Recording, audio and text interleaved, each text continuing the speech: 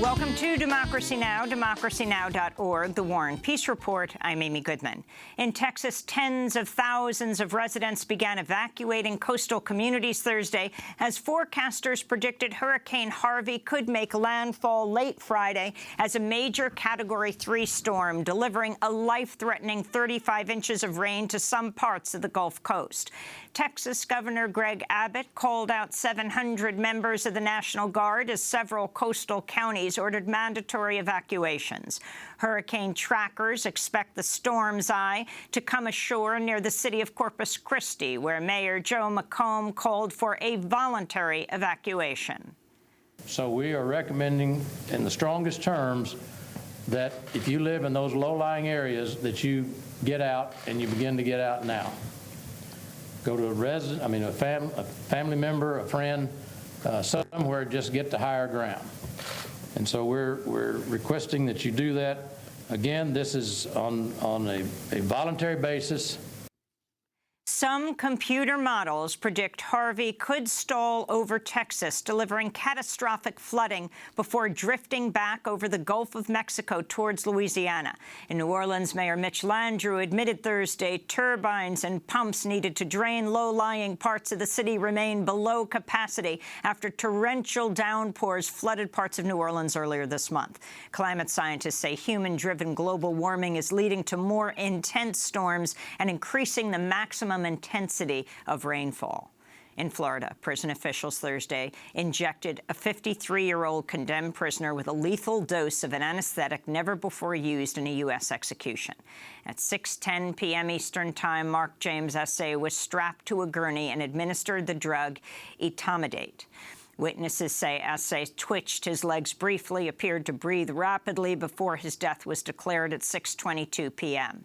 Etomidate was developed by Janssen, a division of Johnson & Johnson, and has been criticized as being unproven in executions. In response, the company said, quote, "We do not condone the use of our medicines and lethal injections for capital punishment." Mark James S.A. was the first white man to be put to death in Florida for killing a black man since the state reinstituted the death penalty in 1979.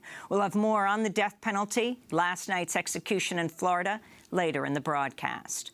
At the White House, Press Secretary Sarah Huckabee Sanders said Thursday President Trump would ask Senate Majority Leader Mitch McConnell to try again to repeal and replace the Affordable Care Act when Congress returns from its summer recess next month. The comments came as President Trump continued to attack McConnell on Twitter and amidst reports that a phone call between Trump and McConnell earlier this month devolved into a profane shouting match. During Thursday's White House press briefing, the first in 3 weeks, Huckabee Sanders was also asked about Trump's threat to shut down the federal government if Congress doesn't pay for an expanded wall on the U.S.-Mexico border. Sarah, on this threat of the government shutdown if Congress doesn't secure funding for this wall, how is that not a concession from this White House that Mexico isn't actually going to pay for this wall and American taxpayers will? Again, this is something the president's committed to. He's committed to protecting American lives, and doing that through the border wall is something that's important. It's a priority, and we're moving forward with it. But he's not saying that Mexico is going to pay for it. He hasn't said they're not either. Meanwhile, immigrant rights advocates say President Trump could soon cancel DACA, Deferred Action for Childhood Arrivals, a policy granting legal protection to nearly 800,000 young undocumented immigrants to live and work in the United States. The acting heads of the Department of Homeland Security and ICE met this week to discuss DACA's future as Republican governors from 10 states threatened to sue the Trump administration if it doesn't cancel DACA by September 5th. It's not clear whether Trump and Attorney General Jeff Sessions would mount a defense of DACA in court, and the federal judge who would preside over a court challenge, Andrew Hanen, previously ruled against President Obama's immigration policies. Meanwhile, McClatchy reported this week that top Trump advisors, including General John Kelly, his chief of staff, Jared Kushner, and Ivanka Trump, are pushing a deal that would preserve DACA in exchange for legislation that pays for a border wall and more detention facilities, curbs legal immigration, deregulation and implements the E-Verify program to check immigration status.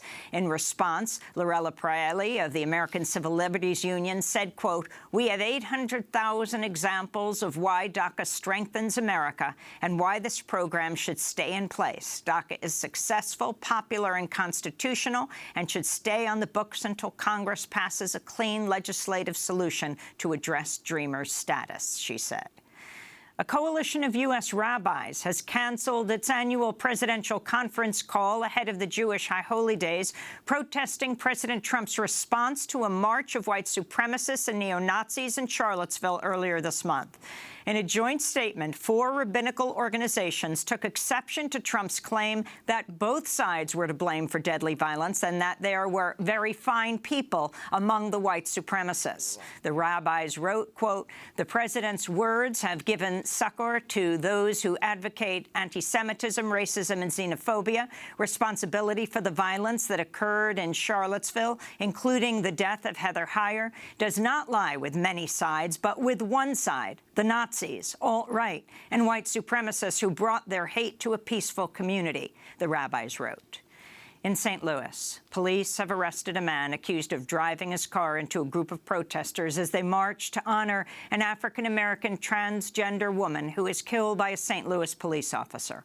Police charged 59-year-old Mark Kalau with a felony count of resisting arrest and 2 misdemeanor charges of leaving the scene of an accident and operating a vehicle in a careless manner.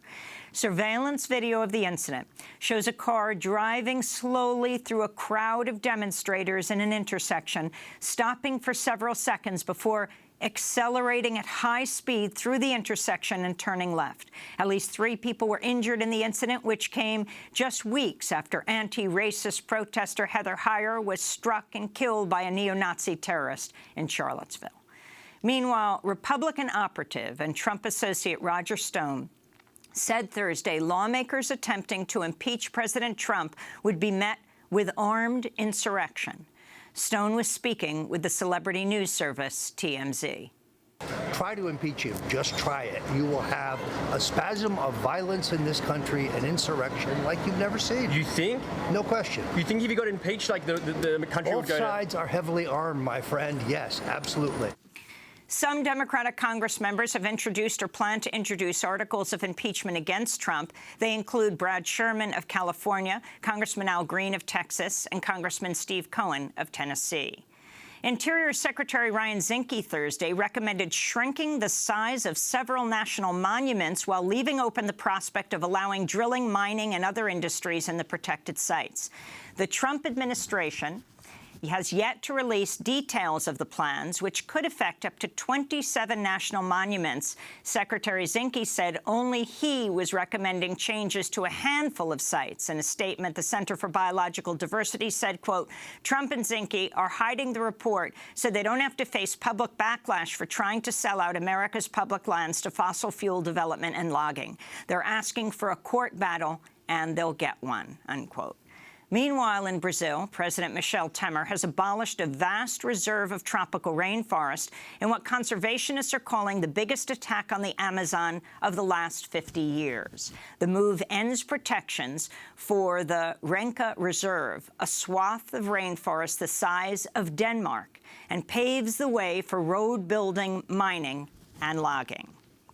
In Israel and the occupied Palestinian territories, President Trump's son-in-law and senior advisor Jared Kushner met Thursday with Israeli Prime Minister Benjamin Netanyahu, who is under criminal investigation, and Palestinian Authority President Mahmoud Abbas, in what the Trump administration billed as an attempt to restart the U.S.-brokered peace talks. Kushner is a 36-year-old real estate magnate who's assumed a major diplomatic role in the Trump administration despite having no previous diplomatic experience. Kushner's visit came as Israeli authorities demolished a school in the West Bank village of Jubet Adib, forcing about 80 Palestinian children to begin the school year in cramped tents or under the hot sun. Israeli authorities said the school's 6 newly installed cabins, which were donated by the European Union, had been built without proper permits. The United Nations called Thursday for a pause in fighting around the Syrian city of Raqqa, where U.S.-led coalition attacks have killed hundreds of civilians held hostage by ISIS fighters. The UN's humanitarian advisor for Syria, Jan Egeland, has said an estimated 20,000 civilians are trapped in dire circumstances. The civilian casualties are large, and there seems to be no real escape for these civilians. I cannot think of a worse place on earth now than in these 5 neighborhoods for these 20,000 people. In Bahrain, human rights groups are calling for the release of jailed political activist Ibtisam al-Sa'i, saying she's been beaten and sexually assaulted since her arrest on trumped-up terrorism charges last May. Amnesty International has called her a prominent human rights advocate whose only crime is speaking out against abuses in Bahrain. The Gulf nation is a close U.S. ally, home to the Navy's Fifth Fleet. And in Peru, police fired tear gas and water cannons to break up a protest by hundreds of striking teachers near the National Congress in Lima Thursday. The teachers have been on strike for more than 2 months, demanding salary increases, better working conditions, and the repeal of an education reform law that limits the rights of teachers. This is Sonia Arqueño, one of the strikers. We're teachers who want to be truly recognized for what we are. Enough of being trampled on like this. Look at this teacher here, a hurt teacher. Enough. Enough, sir, enough.